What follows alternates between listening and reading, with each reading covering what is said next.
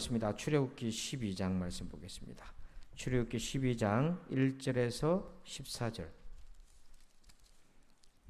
출애굽기 12장 1절로 14절입니다.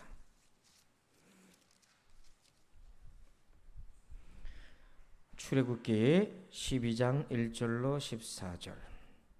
구약 98쪽에 있습니다. 우리 교독하겠습니다. 여호와께서 애굽 땅에서 모세와 아론에게 일러 말씀하시되 너희는 이스라엘 온 회중에게 말하여 이르라. 이 달 열흘에 너희 각자가 어린 양을 잡을지니 각 가족대로 그 식구를 위하여 어린 양을 취하되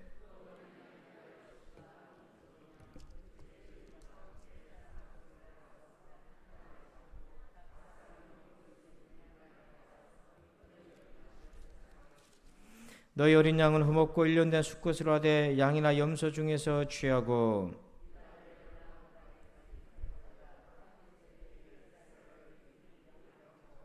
그 피를 양을 먹을 집 좌우 문설주와 임방에 바르고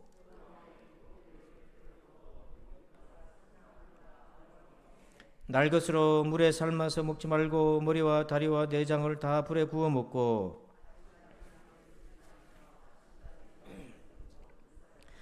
너희는 그것을 이렇게 먹을지니 허리에 띠를 띠고 발에 신을 신고 손에 지팡이를 잡고 급히 먹으라. 이것이 여호와의 유월절이니라.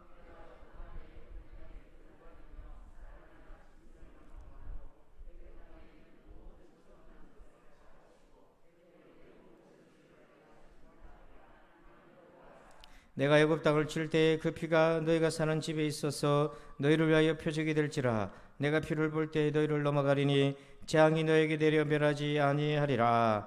너희는 이날을 기념하여 여호와의 절기를 삼아 영원한 규례로 대대로 지킬지니라. 아멘. 자, 오늘 말씀 출애굽기 18번째 시간입니다. 제목을 같이 한번 읽어볼까요? 시작.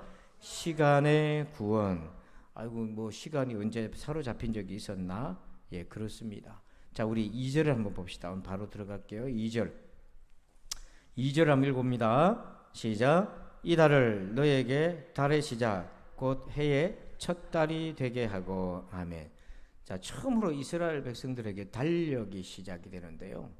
이 보니까 이 달을 달의 시작 곧 해의 첫 달 1월 달이 된다는 거잖아요. 이게 이제 유대인 달력인데 1월을 니산월이라고 하는데요. 자, 여러분, 이게 이제 시간이 이스라엘 백성들에게 새롭게 이제 출발이 되는데 유대력의 출발입니다. 자, 그런데 이 시간은 원래 하나님이 창조하셨어요. 창세기 1장 5절에 보면 하나님이 이렇게 말씀하셨습니다. 하나님이 빛을 낮이라 부르시고 어둠을 밤이라 부르시니라. 저녁이 되고 아침이 되니 이는 첫째 날이리라. 하루라는 개념이 생겼잖아요. 그러니까 하나님이 시간을 만드셨는데, 그런데 이스라엘 백성들이 애굽에서 종살이하면서 이 사람들은 그때부터 시간을 애굽의 태양력 시간을 지켰어요. 그러니까 이들의 삶의 시간은 애굽의 포로된 시간이었던 거예요. 애굽의 시간에 통제받는 시간이었어요. 고통의 인생이었어요. 자, 그래서 여러분 출애굽기 1장 11절 한번 찾아보세요. 출애굽기 1장 11절. 출애굽기는 화면에 없습니다. 성경을 보고 다른 구절은 화면을 띄울 테니까요. 1장 11절을 한번 같이 읽어보실까요? 시작. 감독들을 그들을 위해 세우고 그들에게 무거운 짐을 지어 괴롭게 하여 그들에게 바로를 위하여 국고성 비돔과 람셋을 건축하게 하니라. 자, 여기 보니까 이스라엘이 강제 노동에 시달리잖아요. 자, 이들의 시간은 자기들의 시간이 아니에요. 애굽에게 종속되어 있는 거예요. 우리도 그랬습니다. 주님 만나기 전에 우리의 시간이라는 것은 죄를 범하는 시간, 하나님부터 멀어지는 시간, 고통의 시간으로 채워져 있는 거예요. 근데 이제 6월절이 시작이 되면서 하나님은 이 해가, 이 달이 너희 해의 첫 시작이 된다. 시간이 구원받는 거예요. 시간이 구원받는다 이 말은 인간의 백성들의 존재와 삶이 달라지는 거예요. 자, 그래서 이들에게 비로소 이제 시간의 의미가 있는데 오늘 우리에게 시간의 의미가 뭔가? 자, 출애굽기 8장 27절 한번 보세요. 8장 27절. 8장 27절. 자, 한번 읽어봅시다. 시작. 우리가 사흘길 중 광야로 들어가서 우리 하나님 여호와께 제사를 드리되 우리에게 명령하시는 대로 하려 하나이다. 아멘. 자, 이스라엘 백성들은 광야 가서 뭘 하겠다고 되어 있습니까? 여호와께 뭐 한다? 제사 지낸다. 다른 말로 하면 하나님을 섬기는 거다. 그러니까 이스라엘이 애굽에 종살이 할 때는 그들의 시간은 강제 노역에 시달리는 시간이었는데, 이제 하나님의 구원받은 백성들이 6월절부터 시작해서 이스라엘의 달력이 세워지면서 시간이 구원받습니다. 그때부터 이들의 시간의 의미는 뭐냐면 하나님을 섬기는 것이 시간의 의미예요. 여러분, 오늘 하루 뭐하고 시간을 보내셨습니까? 세상 사람들은 시간을 어떻게 할 줄 몰라가지고 어떻게 보내야 될지 몰라요. 시간의 의미를 놓치고 사는 거예요. 그런데 우리 성도들은 하루하루가 어떤 의미냐면 하나님을 섬기는 것이 우리 인생의 의미입니다. 하나님을 섬기는 것 말고 다른 것 하게 되면 그 의미를 느낄 수가 없어요. 그래서 마태복음 25장 19절 화면을 보고 한번 읽어봅니다. 없어요? 그게 왜 없지? 제가 읽어드리죠. 오랜 후에 그 종들의 주인이 돌아와 그들과 결산할세. 이게 뭐냐면 하나님이, 예수님이 우리에게 맡겨주신 사명을 마지막 때 뭐 하신다고 되어 있습니까? 결산하잖아요. 그러면 우리에게 맡겨주신 시간 동안에는 뭘 하는 겁니까? 우리가 받은 달란트 가지고 열심히 사는 거예요. 그게 우리 인생의 시간의 의미인 겁니다. 그래서 세상 사람들은 어느 순간인가 인생의 허망함을 느끼죠. 어떤 분이 자식 자랑을 그렇게 했어요. 아들 자랑을. 어디 가면 우리 아들 자랑하고 아들 자랑한다고. 근데 하도 자랑을 해가지고 사람들 귀에 못이 박혔어요. 그런데 세월이 지나가지고 그분은 오랜만에 누군가를 만났는데, 어떤 분이 만나서 그 아들 잘 지냅니까? 그러니까 그 아들 자랑하던 분이 말을 안 하는 거야. 왜, 뭔 일 있습니까? 다시는 내 앞에서 아들 얘기하지 마라. 그 사이에 뭔 일이 있었겠어요? 그렇게 아들 자랑했는데 돌아온 것은 그런 상처뿐이었던 거죠. 그러니까 인생이 참 허망하게 느껴지는 거예요. 그러니까 여러분, 우리가 이 땅에 어떤 보람과 의미를 누구어 사는데 그게 결국은 우리를 배신하는 겁니다. 또 우리의 인생의 의미는 뭐냐면, 물론 가족도 일도 열심히 다 하는 거지만 궁극적으로 하나님을 섬기는 것이 우리의 시간의 의미인 거예요. 여러분, 그렇게 보낼 때에, 세월이 흘렀을 때 우리가 돌아보면서 내가 한 것도 없는데 시간이 지나갔다가, 이게 아니라 참 하나님께 감사하는 거죠. 그래서 여러분, 저와 여러분이 하나님 부름 받을 때 뒤를 돌아보며 아쉬운 게 물론 많지만 그러나 감사하는 고백이 되기를 축복합니다. 이게 구원받은 사람의 시간의 의미인 거예요. 자, 그래서 5절 말씀 봅시다. 오늘 본문 12장 5절로 가서 6월절을 조금 더 살펴볼게요. 5절을 한번 읽어봅시다. 5절 시작. 너희 어린 양은 흠없고 1년 된 수컷을 하되 양이나 염소 중에서 취하고. 자, 이거 보니까 양이나 염소 중에서 취해라 이렇게 돼 있잖아요. 양이면 양이지 염소는 또 왜 나왔나.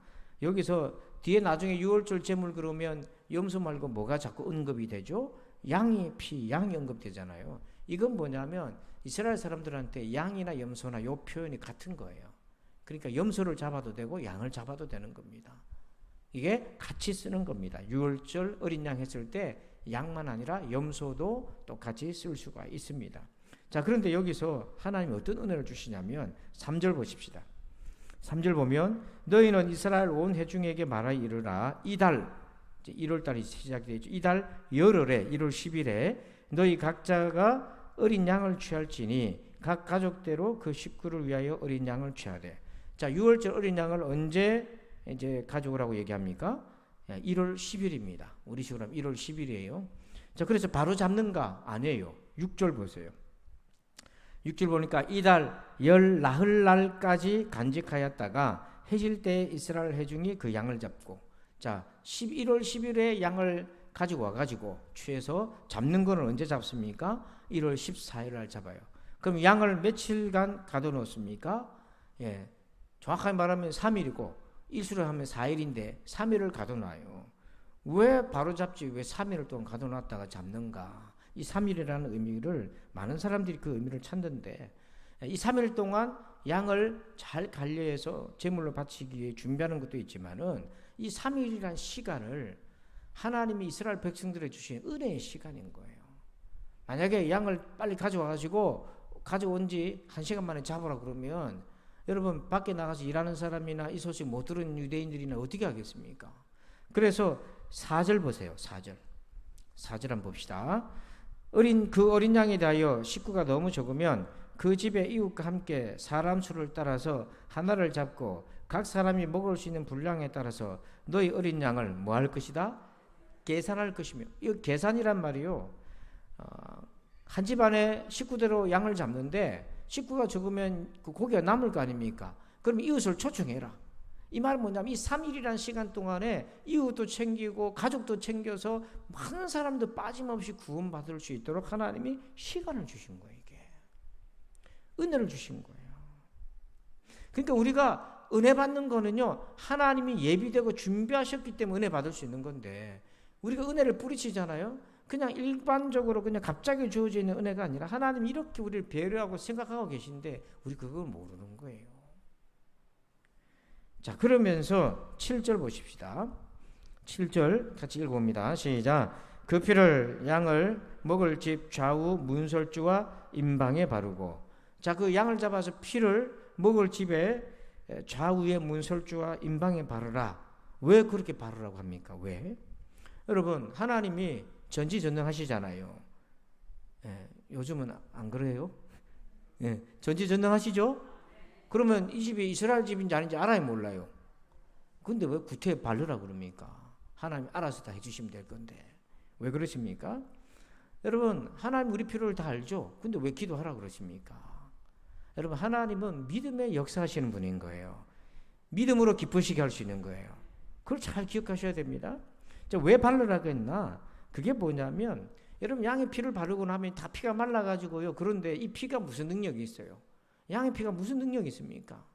양의 피는 아무 능력이 없는데 하나님이 말씀하셨고 그 말씀을 믿고 순종하니까 능력이 되는 거예요. 그러니까 성경 말씀 아무 능력이 없습니다. 뭐 믿음을 결부시키지 않는 그 아무 능력 없어요. 아무 능력 없어요. 예전에 어릴 때 집사님들이 그렇게 얘기하더라고요. 가위 누린다 그러니까 성경책 배고 자라. 그래서 가위가 가끔씩 눌리니까 배는데 위로가 되긴 해. 위로가 되긴 한데 여러분, 벤다고 믿지도 않았는데 그걸 무슨 능력이 있어요. 그래서 여러분, 출애굽기 9장 20절 한번 찾아보세요. 9장 20절. 우박의 재앙을 내리실 때에 애굽 백성들이 어떻게 반응했는지 봅시다. 9장 20절과 21절이에요. 시작. 바로의 신하 중에 여호와의 말씀을 두려워하는 자들은 그 종들과 가축을 집으로 피하여 들였으나 여호와의 말씀을 마음에 두지 아니하는 사람은 그의 종들과 가축을 들에 그대로 두었더라. 하나님이 모세를 통해 우박의 재앙을 예언하셨어요. 그래서 하나님을 두려워하는 사람들은 20절에 집으로 다 들였어요. 그래서 살았어요. 그런데 말씀을 마음에 두지 않은 사람은 어땠습니까? 내버려 뒀다가 다 망했어요.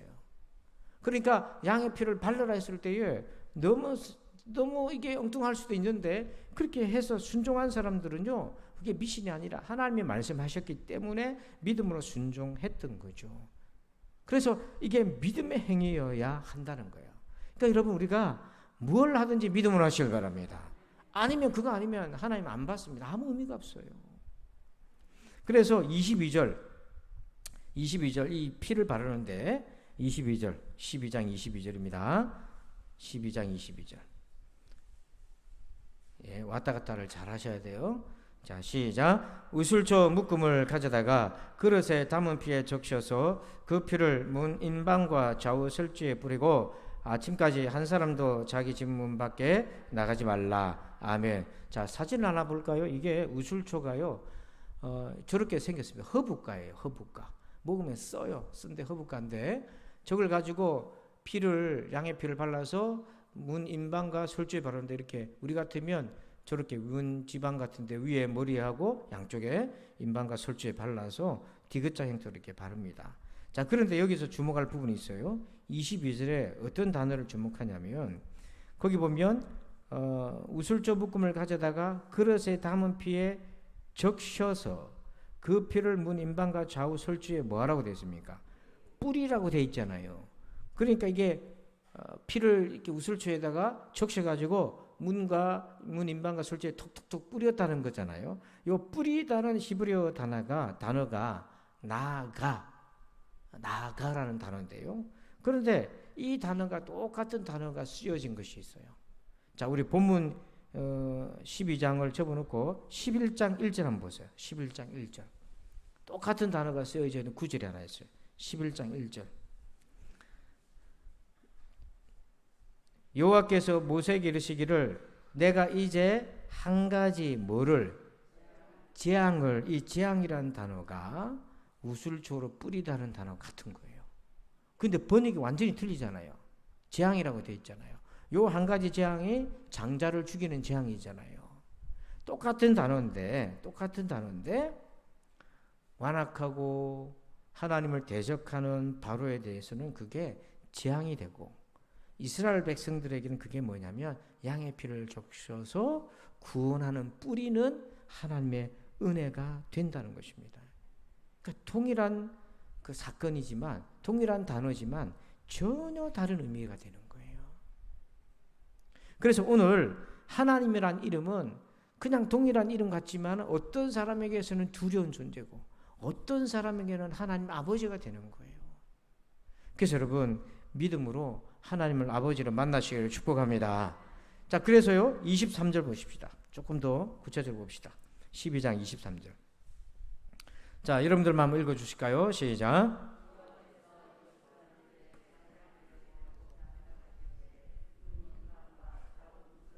피를 보시면 여호와께서 그 문을 넘으시고 멸하는 자에게 너희 집에 들어가서 너희를 치지 못하게 하실 것임이라. 아멘.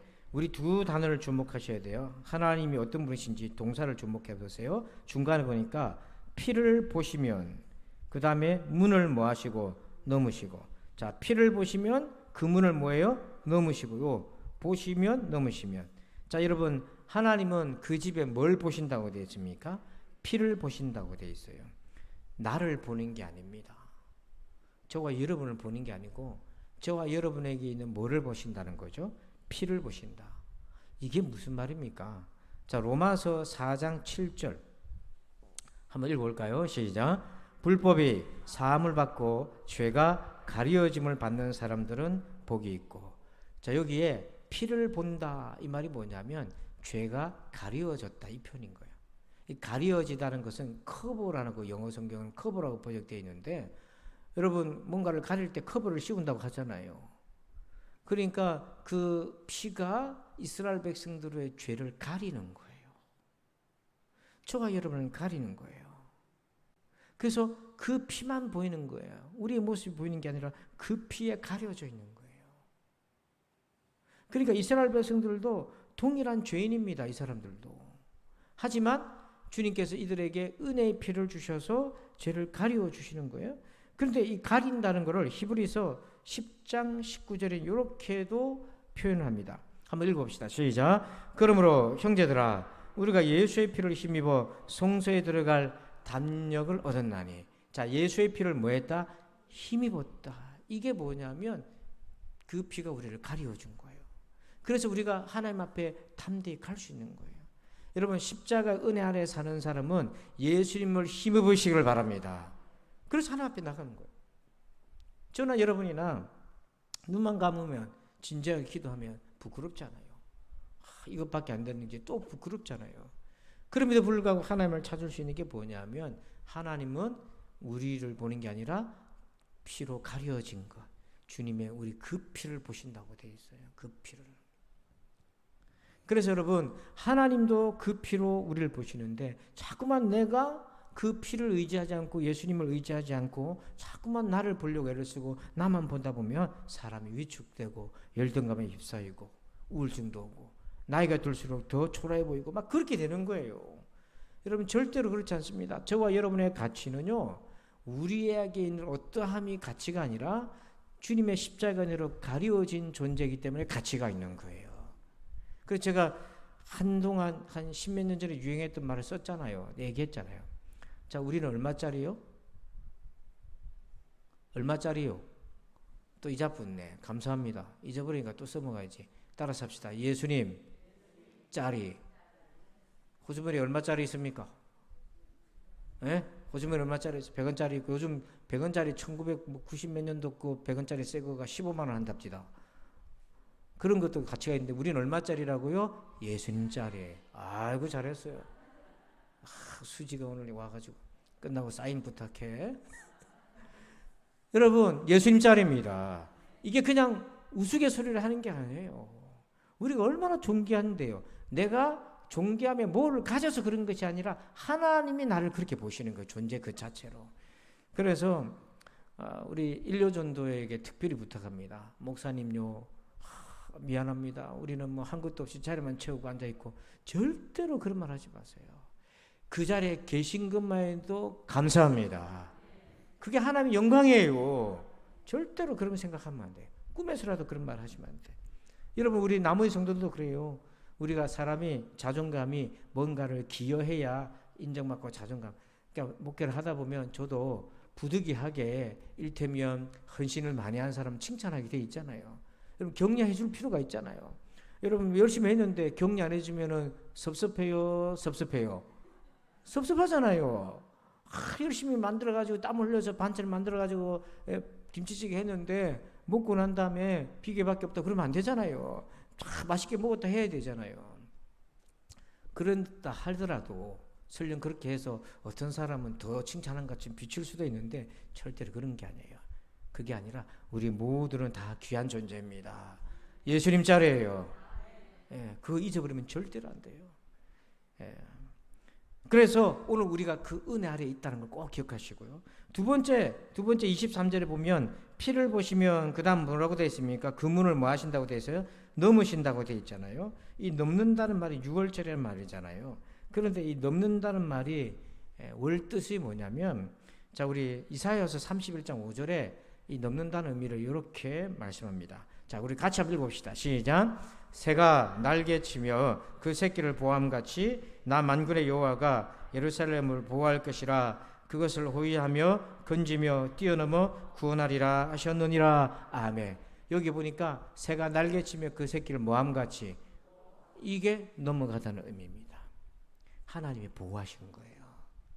그날 밤에 애굽에 있는 모든 장자를 치는 거는 뭐냐면 그 집에 큰아들 죽는다는 것이 아니라 하나님의 심판의 그림자입니다. 이게 마지막 종말 때의 심판에 대한 그림자인데, 그 심판이 올 때에 그 피가 있는 예수님의 십자가의 구원의 은혜가 있는 사람들은 하나님이 보호하시는 거예요. 여러분 보호하십니다. 하나님이. 아멘. 우리가 이 땅에 살면서 언젠가는 죽잖아요. 그 보호라는 말을 내가 안 죽고 영원히 산다는 그게 아니라 나의 믿음과 이 영원한 구원을 잃어버리지 않도록 지켜주셔요. 지켜주세요. 그 피가 있는 사람들에게. 자, 그래서 우리 13절 보십시다. 13절 봅니다.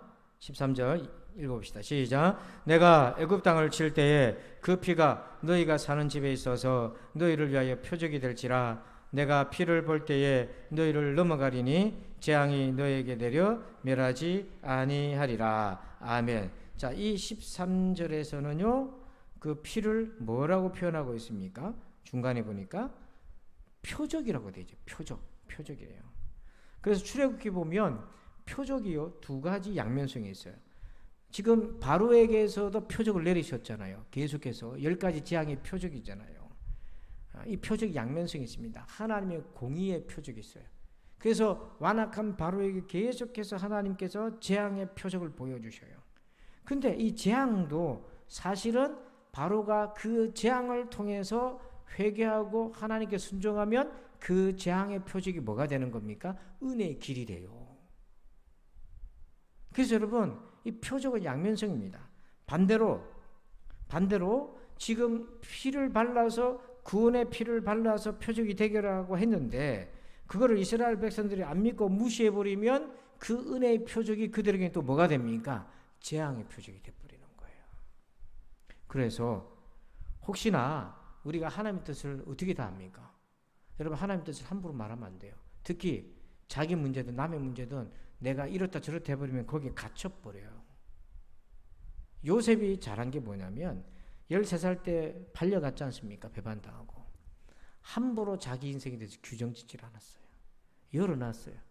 그래서 인내하고 하나님이 어떻게 하실지 지켜보고 끝까지 믿음으로 갔기 때문에 그가 마지막에 하나님의 쓰임 받는 길을 걸어갈 수가 있었어요. 자, 욥에게도 고난이 왔습니다. 욥의 아내와 욥의 차이가 뭡니까? 욥의 아내는 뭐예요? 욥기 1장 2장에서 사라지면서 얘기하잖아요. 욥 남편이 병까지 들으니까 하나님 욕하고 죽으라고 나가버리잖아요. 이게 뭡니까? 하나님 없다는 거잖아요. 규정을 딱 짓고 그 다음부터 끝나버렸어요. 근데 욥은 그렇지 않았어요. 도대체 왜 이런 고난이 왔는지 알 수가 없어서 그 회색지대에서 버티고 인내했더니 나중에는 하나님 만났는데 하나님께서 내가 여차해서 이렇게 해서 고난을 줬다 그런 말씀 안 하셨어요. 하나님 임재하니까 하나님 만나니까 굳이 설명 안 해도 욥이 자기 인생의 어떤 고난, 의문 이거 하나님 다 설명 안 해주셔도 하나님을 신뢰하고 갈 수가 있었다는 거잖아요. 그렇기 때문에 여러분 함부로 여러분이 지금 어떤 재앙 같고 어려움 같은 그런 일이 탁 터졌다 할지라도 이게 망할 일이다 규정짓지 마세요. 열어놓고 하나님을 끝까지 의지하시길 바랍니다. 그게 은혜로 가는 거라고요. 그게. 자, 끝으로 우리 봅시다. 14절 읽어봅니다. 시작. 너희는 이날을 기념하여 여호와의 절기를 삼아 영원한 규례로 대대로 지킬지니라. 아멘. 자, 유월절을 언제로 지키라고 되어 있습니까? 영원한 규례로 대대로 지키라. 자, 그 다음에 24절 가봅시다. 24절 보니까 너희는 이 일을 규례로 삼아 너희와 너희 자손이 어떻게 지켜요? 영원히 지킬 것이다. 자, 그럼 우리도 유월절 지켜야 되잖아요. 그럼 이 영혼은 어떤 것인가? 두 가지 의미가 있는데요. 자, 유월절은 그림자입니다. 예수님의 십자가의 그림자예요. 그래서 영원히 우리가 지킵니다. 어떻게 지켜요? 예수님의 십자가의 은혜로 지키고 있어요. 그게 영원히 지키는 겁니다. 자, 그 다음에 또 하나가 있습니다. 그 주님을 내가 만났어요. 여러분이 십자가 은혜를 체험했는데 영원하다는 말은 뭐냐면 그건 뭐냐면 그냥 시간적으로 끝이 없다 이게 아니라 늘 현재라는 겁니다. 늘 현재라는 거예요. 예수님이 십자가에 못 박히신 지가 2000년이 넘었지만은 나에게 있어서는 늘 현재여야 합니다. 그런데 문제는 뭐냐면 예식 이런 것들이 유월절 이것이 형식화로 남는 거예요. 왜? 유월절을 경험해보지 못한 후손들은 그냥 이건 규례로 예식으로만 지킬 수밖에 없잖아요. 생명이 안 되는 거죠. 그래서 오늘 우리가 어떤 거를 숙제로 풀어야 되냐면 내가 십자가 은혜를 받은 거를 그게 20년 전에 받았던 30년 전에 받았던 그 받은 은혜를 그때 과거형이 아니라 지금도 계속해서 십자가 은혜가 내 속에서 역사하는 신앙을 가져야 된단 말이에요. 그 어떻게 그렇게 할 수 있냐는 거예요. 이것이 과거 일이 되고 식어버리면 그때부터 우리가 어떻게 되나 미지근하게 되고 우리가 그때부터 영적인 잠에 빠져요. 그래서 바울이 얘기하잖아요. 십자가만 내가 알겠다. 이 말은 한순간도 십자가 은혜를 놓치지 않겠다. 매 순간순간 십자가 은혜다 그 얘기잖아요. 그거 어떻게 가능하나? 우리 힘으로 안 돼요. 제가요 전에도 얘기 한 적이 있는데 기도원에 가서 은혜를 억수로 받았어요. 전도사실 할 때 은혜를 너무 받았는데 잊지 말자 오늘을 해가지고 허벅지를 꼬집고 노트에다 기록까지 했는데 노트는 잊어버리고 나는 왜 허벅지를 꽂았는지 생각도 안 나. 기억도 안 나요. 그때 너무 은혜를 받아가지고 잊지 말아야 돼 하고 막 꼬집고 쓰고 이랬는데 공책 다 잊어버리고 뭘 꼬집었지 내가 생각도 안 나. 우리 힘으로는요 영원한 구원의 은혜를 현재화시키기 어려워요. 그럼 어떻게 해야 될까요? 자, 로마서 5장 5절.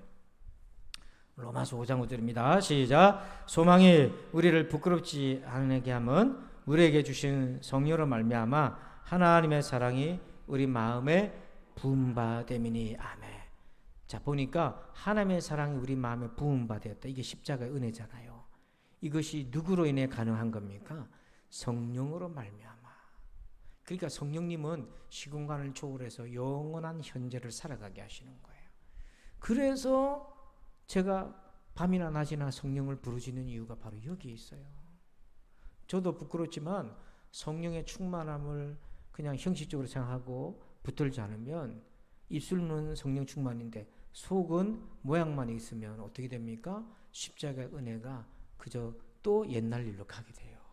능력이 안 돼요. 그럼 어떻게 됩니까? 십자가는 십자가고 사는 거는 세상 방식으로 살아가요. 이게 나누어져요. 분리돼요. 그러면 어떻게 됩니까? 신앙생활이 짐이 됩니다, 여러분. 이걸 경계해야 돼요. 왜 우리 신앙의 선배들이 새벽을 깨우고 수요를 깨우고 주일을 하고 오해하고, 아마 서양 사람들 보면은 혀를 내둘 겁니다. 혀를 내둘 거예요. 수도원도 그래 안 한다고요. 수도원도 각자 개인 기도하고 모이면 기도문 읽고 그렇게 하지요. 우리처럼 부르짖고 기도하고 이게 안 해요. 왜 이렇게 하나? 신앙의 선조들이요, 그 환난과 핍박 속에 이렇게 하나면 믿음 잃어버리거든요. 주변에 믿음 잃어버리는 사람이 너무 많거든요. 지금은 핍박이 아니라 세상 좋은 것들이 유혹을 하기 때문에 다 잃어버려요. 그렇게 보다 보면 십자가 은혜가 시큰둥하게 보이는 거예요. 여러분, 돼지고기 먹다가 소고기, 안창살 이런 거 갖다 줘봐요. 입에서 녹아요. 그러면 돼지고기 누가 주면 어떻게 보여요? 맛있게 보이네. 여전히 식욕이 왕성하시군요.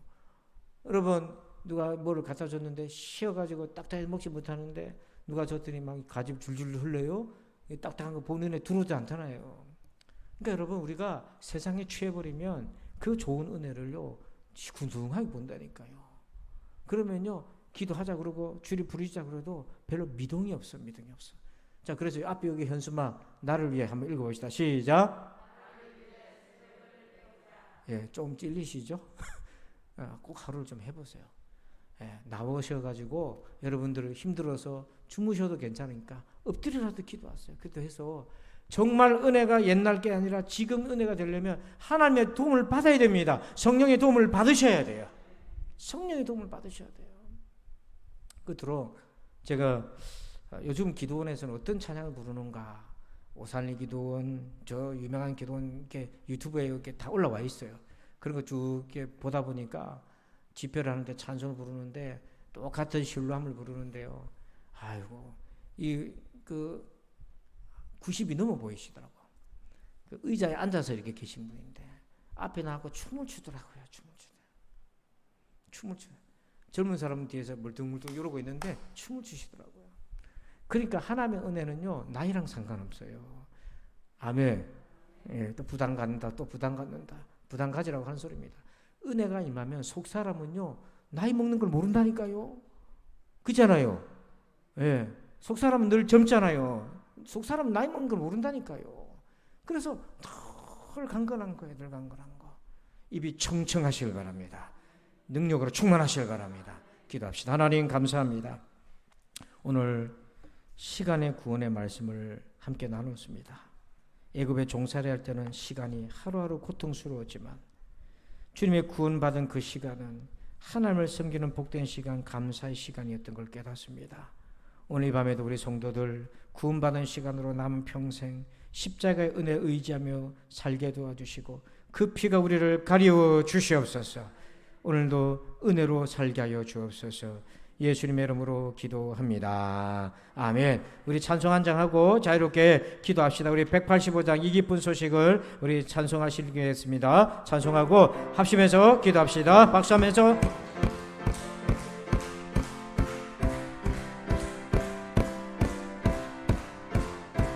이 기쁜 소식을 온 세상 전하세. 근환난 고통을 당하는 자에게 주 믿는 성도들 다 전한 소식을 성령이 오셨네.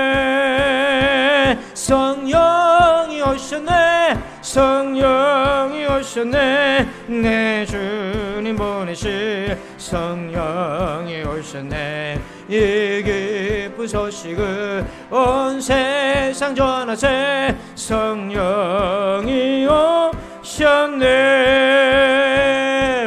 왕의 왕께서 저 사로잡힌 자 다 구원하시고 참여해 주셨네. 승리의 노래가 영에 들리네. 성령이 오셨네.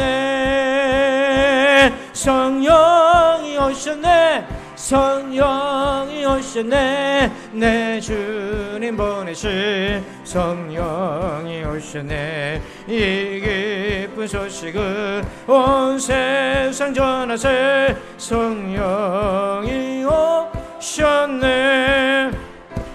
한없는 사랑과 저 크신 은혜를 늘 의심하면서 안 믿는 자에게 내 작은 입으로 곧 증언하리니 성령이 오셨네. 아멘. 성령이 오셨네. 성령이 오셨네. 내 주님 보내신 성령이 오셨네. 이 기쁜 소식을 온 세상 전하세. 성령이 오셨네. 아멘. 우리 다 함께 주여 삼창으로 간절히 기도합시다. 주여 주여 주여.